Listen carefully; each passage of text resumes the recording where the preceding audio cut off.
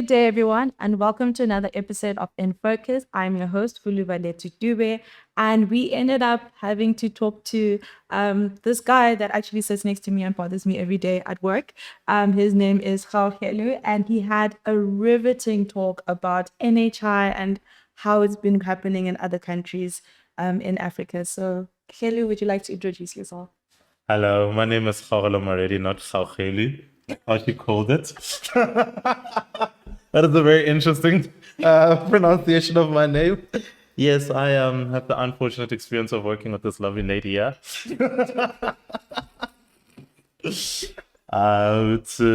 Insight asked me to deliver a speech on NHI in Africa because we are in South Africa in the process of implementing NHI, and there's been a lot of debate about that. So point of my presentation is how is it being done outside of South Africa?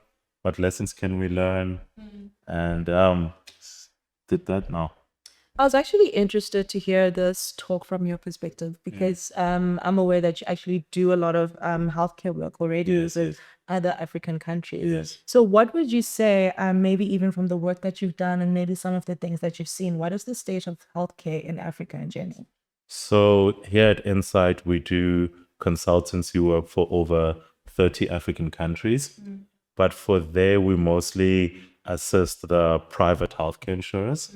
So we've done some work for the mutual health insurance schemes, which are mostly governmental schemes, but the majority of our work has been in private healthcare.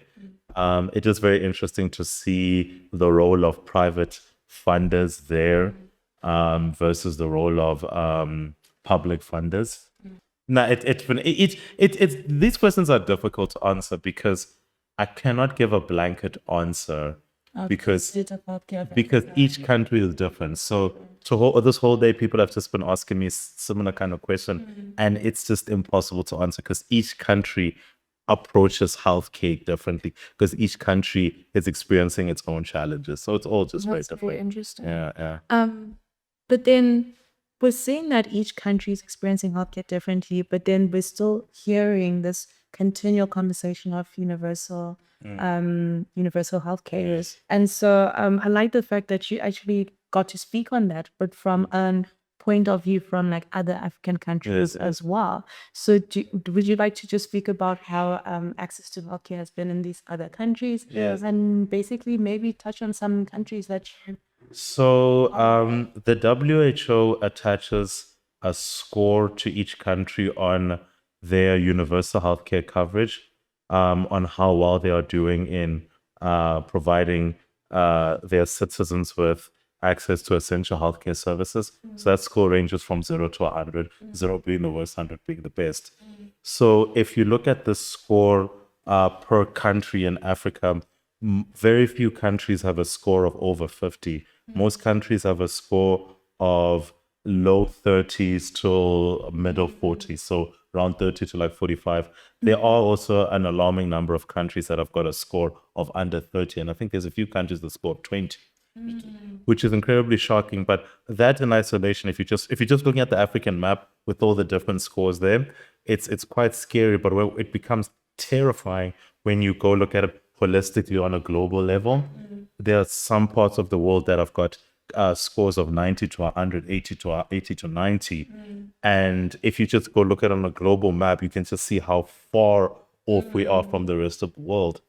There's a huge stock difference that just That just comes up. The rest of the world is so far ahead with universal healthcare coverage from Africa. And there are many reasons for that. It's not due to a lack of effort from Africa, but it is just shocking how far off we are from the rest of the world. So I would assume that is obviously why a lot of African countries have been having these conversations about NHI and their version of what NHI would be. Yes, so the conversation of universal healthcare coverage has been around before we were even born. It's a conversation that has been around for decades and decades and decades, improving access to healthcare. A lot of countries over the past couple of decades have piloted national health insurance schemes, but it's been very hard to like get it off the ground. There's Rwanda and Ghana have like a long history of like an NHI system, which is what I focused on to today. But no, many countries have been trying for decades and decades to, achieve some sort of universal coverage. Thing is, no matter where you go in the world, whether you're in Africa or the rest of the world, no country has actually done it right. True. No country has a perfect healthcare system. Healthcare, the beauty about it is its complex nature. Is that it's an unsolvable problem, and every country is experiencing challenges with it. Africa is experiencing it on a much greater scale, of course. Yeah. So I love the fact that we've started talking about NHI and other African countries' version of what NHI is. And you actually mentioned that there were two African countries that you actually managed to do some research on that have managed to pilot their own version of QSI. And that was Ghana and Rwanda. Do you want to take us through possibly Ghana? Okay, so Ghana's way past the piloting phase. They've got what is it, a 21-year history of NHI. Okay. So historically, Ghana had like a cash and carry system, which was around about the 1970s. Fact check me, that might be from the 1970s around about 2000. It was definitely abolished in the 2000. So the cash and carry system was a very controversial system there, where you pay upfront before receiving healthcare treatment, which as you can see, it has got very disastrous consequences. That was abolished and replaced with NHIS, National Health Insurance Schemes. So National Health Insurance Schemes is an umbrella term for three forms of healthcare insurance: mutual health insurance, which is for your public servants; commercial health insurance, which are your commercial health insurance schemes, and then and then the NHI system, district mutual health insurance schemes. It's what it's called in Ghana. So the district mutual health insurance schemes, it's what Ghana terms as NHIs. They are universal healthcare vehicle. There, how it works is that it's administered and implemented on a district level. Okay, so that means each district has their own budget and they figure out how they're gonna. Yeah, they get a budget allocated to it. So each district is responsible for independently administering and implementing the district mutual health insurance schemes. Okay. But there is oversight from a regulator, which is called the National Health Insurance Agency. Okay. So they make sure that it's policed and regulated properly. Okay. But they still operate independently, and they're responsible for their own sustainability and all of that. There is a minimum benefit package that's offered across all 145 of those districts. But within each district, there are supplementary benefits that vary across each district, depending on the healthcare needs of the population. Because obviously the disease burden. The disease burden, yes. There's facilities, all of that. There is much variation there. They've seen massive successes. Ghana, one of the biggest successes. So you can imagine during the cash and carry system, the biggest expenditure on health came from out of pocket, because you pay up direct. There's been massive reductions in out of pocket expenditure during the lifetime of the NHI system. So if you don't mind me asking, how are they funding it now that it's like less out of pocket? Is it not being funded from taxes, or is it like external aid, etc.? So there's many layers of funding. Individual premiums. Okay. There's funding from the state. There's funding from levies on goods and services. There's funding from levies on other health insurance schemes. They've got many avenues and many sources of funding into their national health insurance, but money from Treasury accounts for the majority of the funding. Yes, that's correct. That's interesting. And so you were speaking on the successes, and I do appreciate the fact that you did touch on how the cash and carry system has been abolished. And I can imagine how many lives in itself that it's saved. It's not if you have an emergency, you do get access to healthcare. Are there any other particular successes that they have? Reduce fragmentation in the healthcare system is one big one. An equitable benefit package to all members of society, no matter how rich or poor you are. Everyone receives the same benefit package. Improvements in their disease burden. the burden on disease in Ghana prior to this NHI system was very high. And one of the successes that you can see is the improvements in their disease burden. And the main thing, everywhere there has been an improvement in the access to essential healthcare services, because that's the number one aim, isn't it? There's many other metrics you can use to assess the success of the universal health insurance scheme, but that's the main one. Are people better off in terms of us receiving access to essential healthcare services? And that is one of their biggest successes. Yeah. It's amazing. I love the fact that you mentioned that they're way past the pilot phase, and Yeah. they've obviously been at it for a very long time at this stage. Are there any failures that they've possibly been struggling with? They've struggled with, or There's actually a really good paper that was done in 2016. I just forget the name of it now, but it was done by their Ministry of Health. So then their NHI, I hate calling it NHI because they don't call it NHI, but yes, their NHI system was decaying, was unpopular, was not meeting the needs of the public, and they did a full review on it.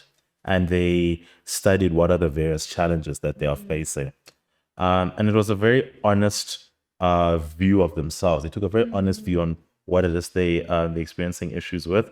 Of that, they mentioned a few very interesting things. One was sustainability.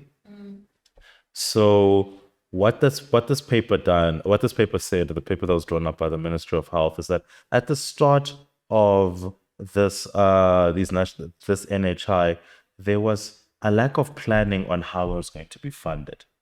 Now, through time, the revenue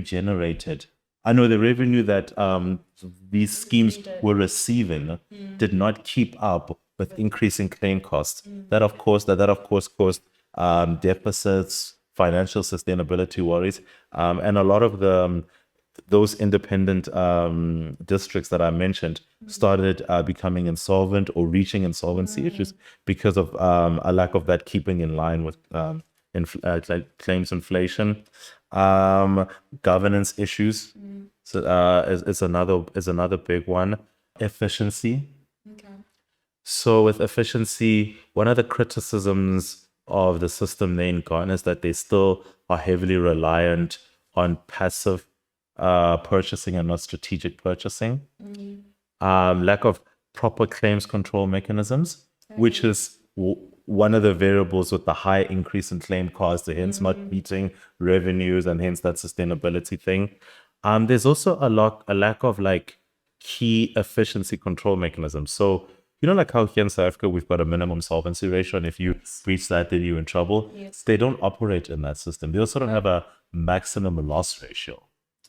So and on that governance one that I spoke about, there's just also a lack of oversight by the National Health Insurance Authority, which is their regulator, on these key metrics. Are these districts in line with like any sort of like metrics of sustainability?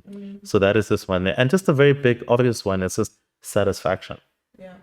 A satisfaction on both sides. On the member side, still long waiting queues. Does the benefit package meet their healthcare needs? There's still people who need to travel over 90 kilometers to go to their nearest clinic. There's people who still are waiting long time for their medications.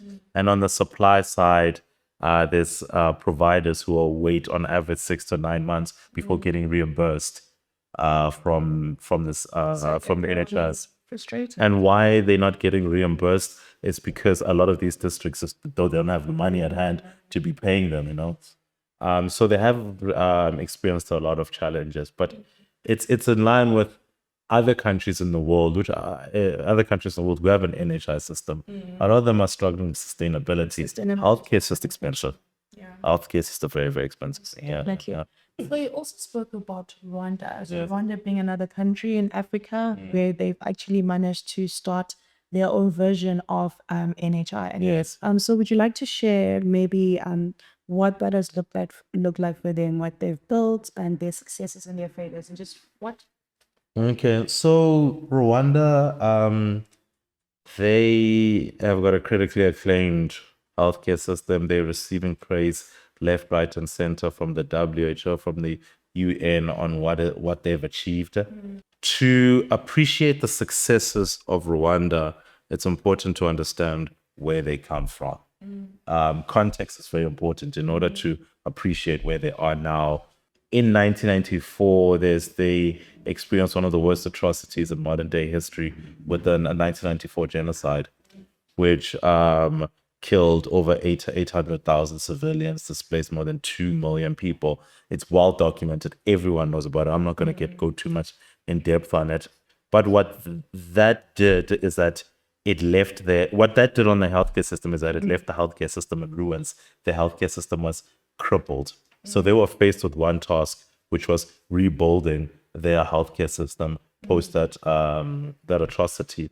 And so, just on a side note, there, it's interesting to note that in 1994, South Africa and Rwanda were faced with the same decision, the same task, that is rebuilding their healthcare system.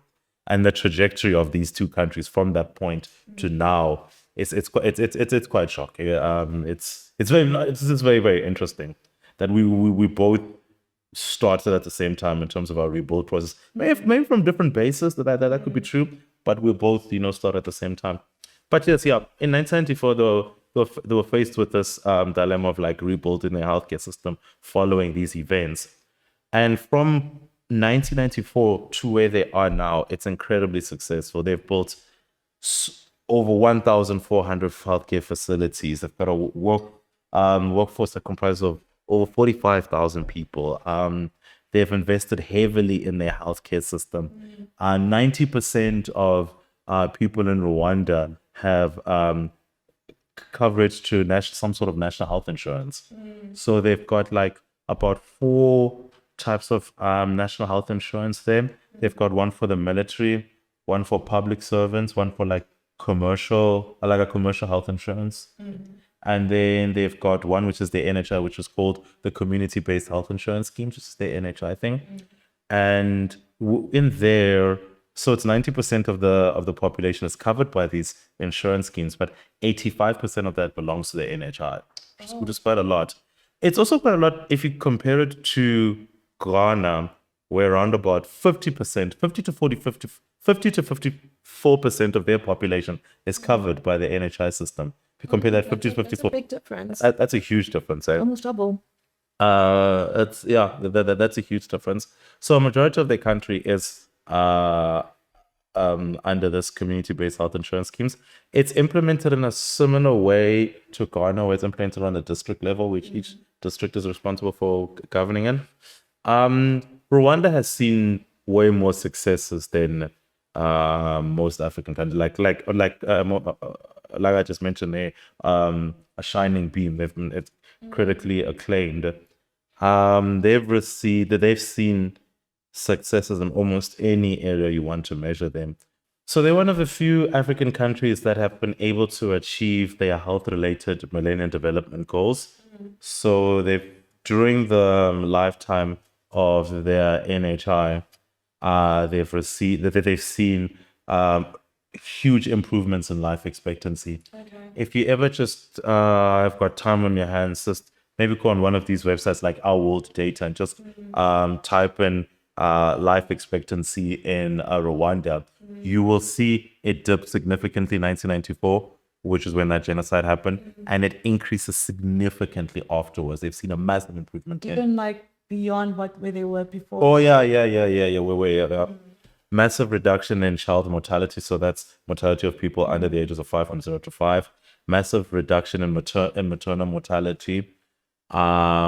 They've seen huge reductions in new HIV rates, new TB rates.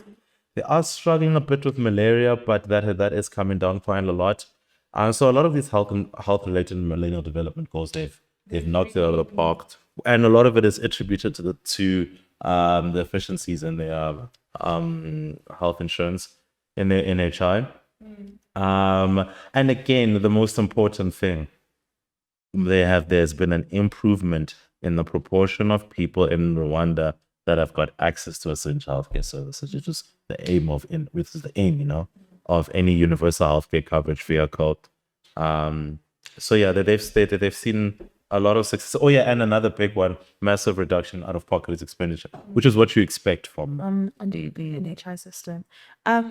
Would you say there's anything that has stood out when we're researching how they were able to achieve the successes? What actually allowed them to have these successes that I feel like even when we're looking at other countries, they haven't managed to reach these successes? food. Speak to different people. Different people have different opinions. I think what with them there was a strong political commitment to achieve this. If you cannot achieve universal healthcare coverage without strong leadership and strong political commitment. Collaboration. So the private sector and the public sector were all moving in one direction, trying to achieve the same thing, It was not two different forces pulling from different sides. There was a lot of collaboration and joint partnership in trying to achieve this thing. Those are the two the big things that I think have helped them in terms of driving their success. Yeah, definitely. And when it comes to maybe some of the struggles they could have possibly seen along the way, what is possibly something that could be a problem in the future? Or any like struggles that they've So journey? similar to Ghana and other countries that have got an NHI system, sustainability, where the funds going to come from, like expenditure exceeding funding, and on a district level, you're seeing a lot of districts reaching bankruptcy. Health is just a very expensive Very expensive. commodity. So that's been a big issue that they've been facing. Another really, really serious issue is that Rwanda has got one of the highest portion of their funding from external aid. So at the start of their NHS system, most of their funding, like over 50% of their funding came from external aid. Okay. It has gone down and gone up over the course of time, but it has just been a big portion of it. Now, you can see that's a huge risk because if donor funding pulls out, it's going to create shortages in their funding, so it is a huge sustainability risk. So that's one of the biggest issues they've been facing. Issues with their supply, on the supply side, they suffer from a lot of fraud, waste, and abuse. Again, a lot of those rural areas and where the community-based health insurance schemes where they work on, all of those rural areas, they're still having issues with adequate healthcare facilities, adequate number of medical staff, and all those types of issues. So they've been experiencing also governance issues similar to what Ghana is experiencing as well. So there are some similarities on issues that they are experiencing between the two countries. I really appreciate the level of detail you went into this with looking at these other countries and all the successes, their failures, and how they implemented the whole situation. And now bringing it back home to South Africa, what are the lessons or learnings that we should be thinking about when thinking about NHI in South Africa's context? Yeah. So before that, it's important to appreciate that the differences in like our healthcare system to theirs. You cannot take their model and copy and paste it onto our system. It's just completely different markets. But one thing that I saw that you needed in order to work is collaboration. In South Africa, we do need all parties in the healthcare system to collaborate, to share resources, knowledge on creating an NHI system. It cannot work without collaboration. It cannot work without private parties participating, public parties participating, funder involvement as well. It has to have that. We have to have collaboration there. Strong leadership and political commitment towards achieving NHI. You can't build a successful NHI system without those two things. What I've also learned on issues that these other countries are experiencing that we need to also learn from is sustainability. how is this thing going to be funded in the long term? How is funding going to keep up with expenditure? Where are the resources going to come from that's going to fund this? One thing that's very unique with healthcare is that to build a healthcare system, an efficient healthcare system, it requires high upfront costs and also high ongoing costs. It's very, very expensive. It's very, very expensive to build and maintain an efficient and robust healthcare system. And another thing, governance, strong regulation, strong policies in order to uphold this healthcare system. Those are things that you need. I think the most important thing is, from my own personal opinion, time. You cannot do this in one step. You cannot do this in click of a thumb. You cannot say, we've signed an NHI bill now, we're gonna have universal healthcare coverage the next day. This thing takes decades to build. How long has the UK been doing the NHI thing? For how many decades? So many iterations of it. How long have they been trying to do this thing? Rome, like I said in my presentation today, Rome was not built in a day. You cannot expect the NHI to be built in a day. This thing needs time, a lot of time. There will be mistakes made along the way, but you need to learn from each of those mistakes. This cannot be done in a day like that. So yeah, those are the 5 key things that I learned. That I think we need: strong leadership and political commitment, collaboration, issues we need to be aware of, governance, sustainability issues, and one important thing we need to keep in mind: this takes time. Yes. Yeah. Well, do you have any closing words? Any closing words? Am I getting paid for this? This thing.